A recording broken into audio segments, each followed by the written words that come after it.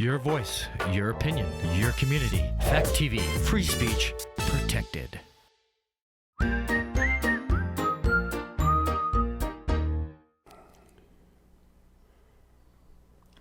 When did you buy this movie? The week it was released. When did we watch this movie? Last week. Why did we wait so long? Because I didn't want to be thinking about how sad it was Sid Haig died the entire movie. All this and more on Gory Storytime. Warning. Gory Storytime is a horror movie review show by a son and his dad who thought that letting his 5-year-old watch scary movies was acceptable. If you are offended by horror or talk about blood and gore by a child, or if you don't want horror movies from the 60s through today spoiled, then there is a remote stuck in your couch cushion next to potato chip crumbs. Use it. And of course, parental discretion is advised. Why? You didn't use any. Shut up and start the show.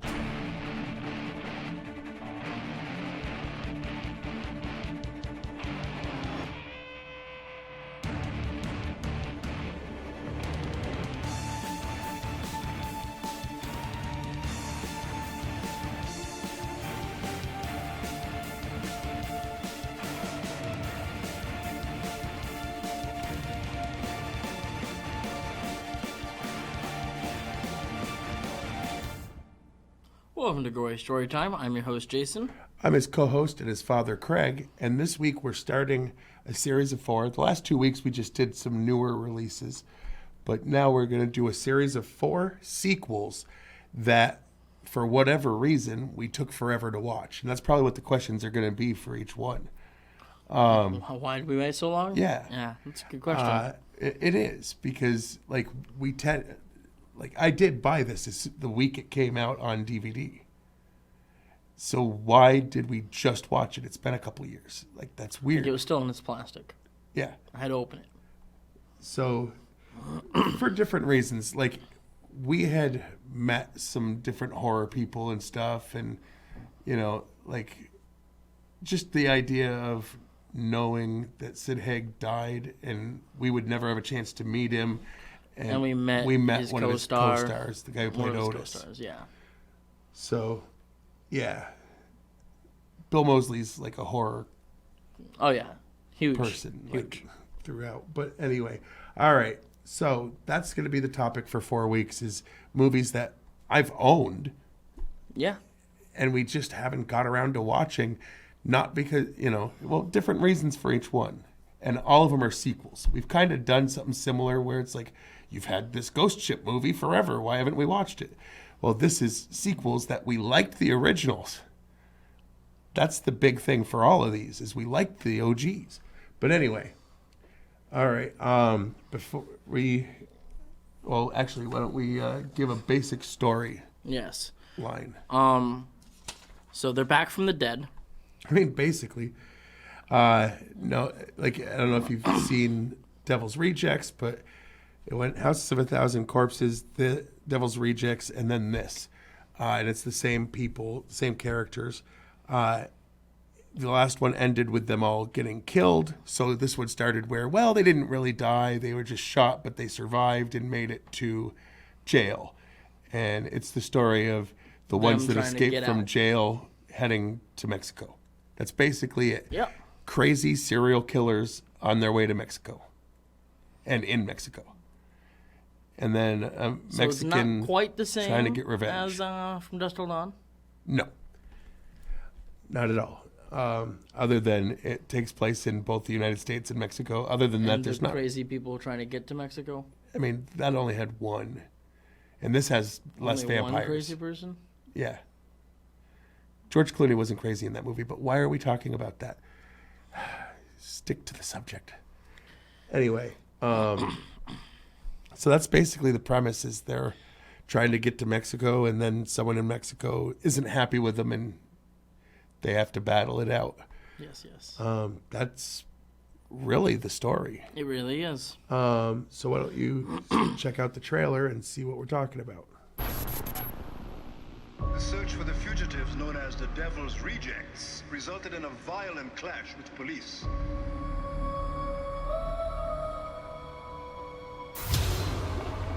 Chance chances for survival are less than 1,000,000 to 1. There's no justice in this world. I am justice. They're trying to blame us, but we didn't do it! Free the three! Free the three! Free the three! Free the three! Now we can have a real Day of the Dead. Any last words? I still want to party.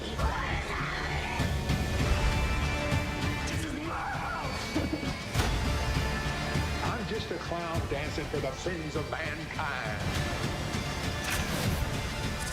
Did they just call me? This is my death factory. You are the product. I love it. Like that. Hello, America. Did you miss me?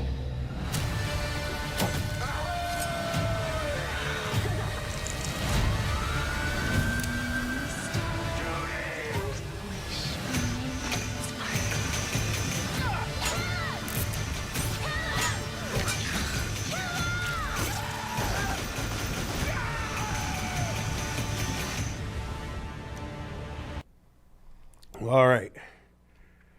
Some of the facts we're going to get to are going to talk, or at least one of them is going to talk about Sid Haig, you know, because it's a big deal for this franchise, but we'll get into that in a minute. But first, the thing we really got to do is explain why we're doing this show. Because even though we say it week after week after week, people come up to us and they're like, you love horror movies. And it's like, I mean, yes, but what we really love is money. Money, money, money, money, money, money. We are capitalist, money-loving people. And how do we make money doing a show for free on local community television?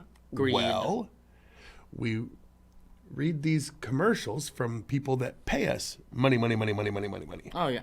And we swear these actually exist and you can purchase them or go to them or do them or whatever they are. Right. And this week we had, you know, a paper airplane made out of a check fly into our house for all sorts of money for us to advertise these fine products. Yes. Gory Story Time is brought to you by Zombie World, not to be confused with the movie Zombie Land. Zombie World is a theme park based on the music and movies of Rob Zombie. Check out our Dragula bumper cars, the Haunted House of 1,000 Corpses, and the Hall of Sherry, with nothing but animatronic Sherry Moon zombies based on each of his movies. There's the White Zombie Club and more. Zombie World. Come for the fun, leave if you can. And by the Mexican Stereotype Tourism Board. We help you plan a Mexican vacation that shows you only the worst of the country. Drug cartels, violence, prostitution, donkey shows, and more. So if you are a person who thinks poorly of Mexico as a whole, for whatever reason, we'll give you just what you expect. The Mexican Stereotype Tourism Board. You already hate us, so why should we try? All right. Anyway, anything else you want to say before we get into the behind-the-scenes info? Go watch the movie. He says that every week. Like, do it anyway. Because he always feels a little bad, not really, about spoilers. But we try not to do too many. I mean, like, I learned beforehand that Batman was going to die in Endgame, so... You're an idiot. Dumbass. All right. You want to go first? Yes. Let's get into the, what do you call it? Meat and beef. Why do you call it that? Because, as I like to call it, it's the meat and beef of the show. No, I was trying to make you change it up, and you ruined it. How did I change it up? You didn't change it up. You tried to do it the same, but it doesn't sound right that way. Yeah. Just start. Sadly, actor Sid Haig, who played Captain Spaulding, died only 5 days after the movie was released theatrically. Director Rob Zombie revealed that the original script had a larger role for Sid Haig, though however, upon receiving word that Haig was in the hospital recovering from surgery, Zombie visited him and was alarmed at the drastic changes in his physique, most notably a significant amount of weight loss. Zombie realized Haig's health was in serious question and had to reconsider Captain Spaulding's prominence in the story, but he wanted to keep Haig in the film because Lionsgate was going to shut it down without Haig. No Haig, no film. Wow. Yeah. Plus, he was friends with the guy. Like, of course he wanted to. The movie poster featuring the black and white eyes, mugshot style Oh, not that one. photos across the bottom and striking red font is meant to be a reference to the poster for 1976's Helter Skelter. That's not the same poster. No. If we knew ahead of time, we could have sent him that poster, and it would have. But it doesn't matter. If I had been thinking of it, we have a signed picture of Otis Driftwood. That's true. We do from this movie. Well, no, we have it from the actor who plays Otis. Well, yeah, but it's still from this movie. But it doesn't say Otis Driftwood, you dummy. Yes, it does. He didn't sign it Otis. It's the picture. It's the picture they're describing of him in the mugshot holding But the name that says Otis Driftwood. But he didn't sign it that way, you dumbass. That's what I'm saying. Anyway, post-production was postponed for 5 months due to Rob Zombie and Marilyn Manson's tour at the time. In the film, the song Inagata Davida plays. Same song was requested by Bill Moseley's character Chop Top in Texas Chainsaw Massacre 2. Which we reviewed also. Recently. I mean, a few months ago, but yeah. The character of Carlos Perro was wearing one of Rob Zombie's iconic hats. Okay. As he frequently did in all of his films, Rob Zombie cast 13 people who appeared in his earlier movies. Sherry Moon Zombie, Bill Moseley, Sid Haig, Jeff Daniel Phillips, Richard Brake, Sylvia Jeffries, Dee Wallace, Clint Howard, Daniel Roebuck, Sean Whalen, Richard Reel, Danny Trejo, and Dwayne Whitaker. So all of them had worked with him at least once before. And some of them can all be Sherry seen Moon, in this movie. have been in basically all of them. So not basically. I think it's all of them. Sherry Moon Zombie had to take archery lessons to learn how to properly use a bow and arrow, which makes sense. Yes. Quite a few of the sets located on the 20th Century Fox backlot were heavily featured in the MTV series Teen Wolf, with hardly any modifications made from the show's set dressings. So they left it just the way Rob Zombie left it, and Teen Wolf was like, well, we could just use that. What he did was better than what we would have done, basically. The name of the motel in Durango, Mexico, Estrella del Motel, doesn't really make any sense. Translated to English, it's Star of the Motel. Well, Richard Brake character Winslow Foxworth Coltrane claimed to have night blindness.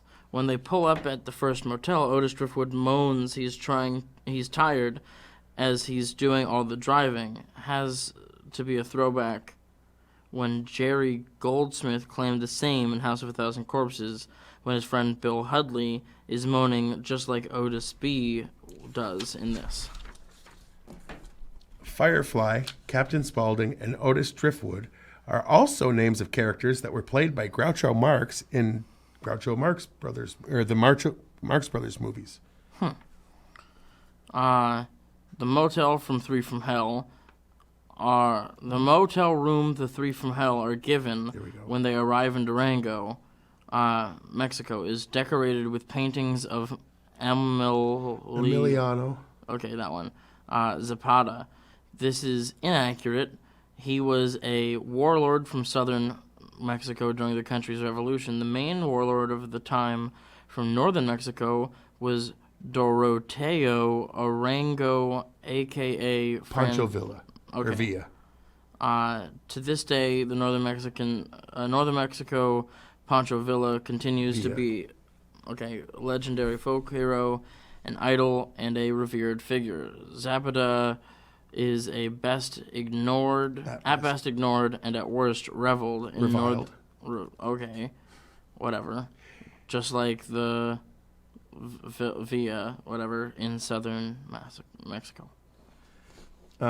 This film was shot entirely in Los Angeles, including the Mexico part. Makes sense. Dee Wallace's character is an homage to the main character, I don't know. Ilsa. In the movie Ilsa. All right. The Wicked Warden. Ilsa the Wicked Warden, also known as Ilsa the Mad Butcher. See. Okay. Wanda the Wicked Warden and Greta the Torturer. It had all 4 names at different times. Okay. On the film's third night in theaters, it was screened as a double feature with The Devil's Rejects. Makes sense. The appearance of Wade Williams as a member of Baby's parole board may be poking fun at the fact that he played a prison warden in the TV series Prison Break. Richard Brake is left-handed, so is Bill Moseley and Sid Haig. Captain Spaulding's last words before execution were the exact same as Ted Bundy's. Give my love to my family and friends. And the front of Warden Virgil Dallas Harper's house is a replica of the front of the house from the original The Desperate Hours, when Otis comes up with the plan to take the warden's family hostage to force him to free his sister. He says the plan is based on The Desperate Hours. Yeah. All right. There is a website with the title Rotten Tomatoes. This is true. And they take all the critics' reviews professional critics' reviews of these movies, of which we are not two, right? And then they give a percentage of how many of those are positive reviews. So whatever their number is, it's just the percent of this is the percentage of people who are critics who liked it more than 50%, basically. Yes. So that's a 58%. Yeah. Which is rotten. 58% is pretty low, even for horror movies. The people also can vote on the same website and decide if they think it's positive or negative. Unfortunately for this movie, because the people with horror and with comedy, the people tend to be more accurate, in my opinion, usually. Because they don't, they're the ones that are just fans of the genre. Well, only 56% liked this movie. So less than the critics. Yeah. Not much less, but not still much less, but less. I don't think either are correct, but we'll get into that. We will. What was your least favorite part? Okay. My least favorite part, and I know it's not their fault, because Sid Haig couldn't, but I wanted more Captain Spaulding. Yeah. Like, I feel like especially knowing we waited because of him. Like, you could feel that he wasn't there, and it was noticeably different because he wasn't there. Not that I had a problem with the new guy. With Richard Brake. But he was not. He's not Sid Haig. Yeah, like... And they didn't try to make him Sid Haig, so that helped. To be fair, Rob knew better than to try to just have this be the same character, because wouldn't have worked. Made him crazy like the rest of them. Crazy like the rest of them, but different crazy, and it was fine, but Sid Haig has a magic when it comes to... Especially this movies. Character. Yeah. And you could feel the... Lack. I agree. My least favorite thing probably had to be... It was more story-driven. Yes. And I don't mind that for most things, but these characters are just crazy murderers who like to... And they got Sherry Moon to do some of that too, just like randomly just murder dudes. But they should have been doing more of that on their way to Mexico.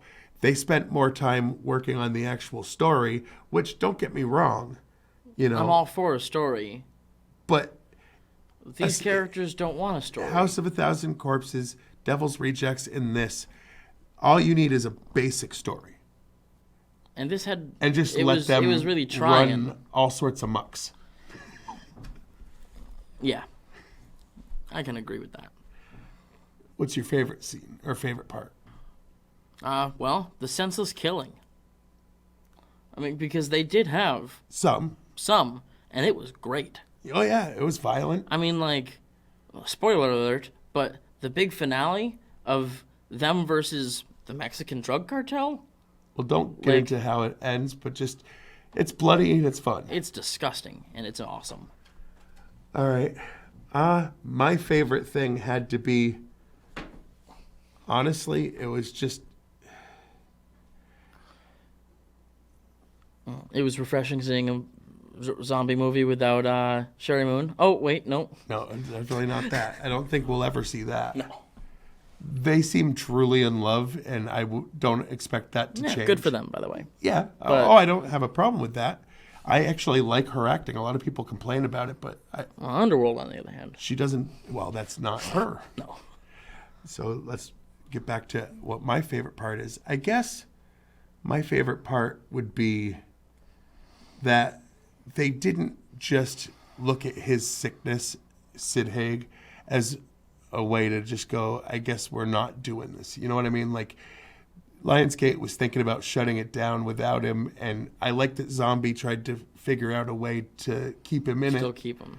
Because I like this series, and, you know, they needed to introduce a new character if it's going to move on, and it kind of gives a little respect to the character of Captain Spaulding. You know what I mean? It does. So I guess it's just, I hope they don't go too far by doing like more of these without him, because he'll be You're gonna noticed. feel it. I felt it in this, that he wasn't there as much, but like to give him one more thing before he passed was awesome. Yeah, especially since it's a thing he had become well known for. Yeah, I mean, his face is synonymous. That's how synonymous I think with that's the Captain character Spaulding. you met him through. It absolutely is. Right. We've seen him in other stuff since, but this was where you were like, oh, this dude. And I just, it was good to see him again. It was. It's almost like an uncle that you're just going to miss. You're like, God damn it, Dad. The creepy, murdery uncle, but yes. Oh, yeah, not like... Not the uncle you bring your kids around. Well... Because he'll kill them. Right. Hopefully it's not an uncle you have. Okay. On a scale of 1 to 10, what would you rate this movie? 7.5. Honestly, I'm going to go 6.5. I liked it. That's still a positive review. But it's... I think that the other two are better. I do too. And Devil's Rejects is my favorite of the three, and that's the middle one. And yeah, I mean, it was a lot of fun. It was absolutely a lot of fun, but it was missing the magic touch that Sid Haig has on these movies for 80% of the movie. Yeah. So, yeah. But it was touching that they kind of they ended his character in a way that was fitting for if that character had to go. Yeah. Not that it needs to be said, because obviously with the way that we've been talking in this episode, and we already said it on the show when it happened, but like this episode is dedicated in the memory of Sid Haig. Yeah, absolutely. Like, has to be. How do you talk about his last movie and not dedicate it to him? Like this is. But all right. Anything else you want to say before we wrap her up? I'll go watch the movie. Yeah, that again. All right. And over to the side. You can watch this show on Fact TV channel 1082, Thursdays at 8:30 p.m. and Fridays at 7 p.m.